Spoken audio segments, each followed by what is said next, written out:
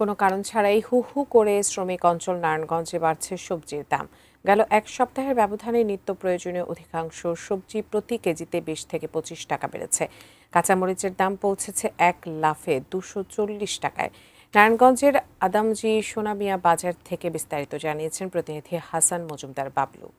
আমি এই মুহূর্তে রয়েছি নারায়ণগঞ্জের আদমজী সোনামিয়া বাজার যে মার্কেটটি রয়েছে সেই সোনামিয়া বাজার এলাকায় রয়েছে। এখানে কিন্তু আমরা দেখেছি যে অধিকাংশ সবজির দামই কিন্তু শতকে রয়েছে। বাজারে এক প্রকার নৈরাজ্যই চলছে। আমরা যদি আপনাদের একটু জানিয়ে রাখি যে কাঁচা বাজারের যে বর্তমান যে দাম রয়েছে, এখানে কাঁচামরিচের দাম প্রতি কেজি 240 টাকা বিক্রি হচ্ছে। আর এছাড়া ভেন্ডি বিক্রি হচ্ছে 70 থেকে 80 টাকা। আমদানিকৃত যে গাজর এবং টমেটো রয়েছে এটা কিন্তু পাল্লা দিয়ে 140 থেকে 50 টাকায় বিক্রি হচ্ছে।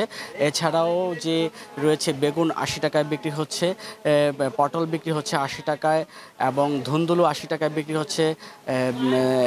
অর্থাৎ বাজারের যেই সবজিগুলো রয়েছে, যে সবজিগুলো মানুষের নিত্য প্রয়োজনীয় সবজি, সেই সবজিগুলো কিন্তু প্রায় শতকের ঘরে। ব্যবসায়ীরা যেমনটি বলছেন যে তাদের মোকাম মার খেয়ে যাওয়ায় তারা আসলে এই দরদামের সেই চড়া গতিতে তাদের বিক্রি করতে হচ্ছে, এটি তার ব্যবসায়ীরা আমাদেরকে জানিয়েছেন। এই হলো আমার কাছে নারায়ণগঞ্জের যে আদমজী সোনামিয়া যে বাজার রয়েছে, এই বাজার থেকে কাঁচা বাজারের সর্বশেষ খবর।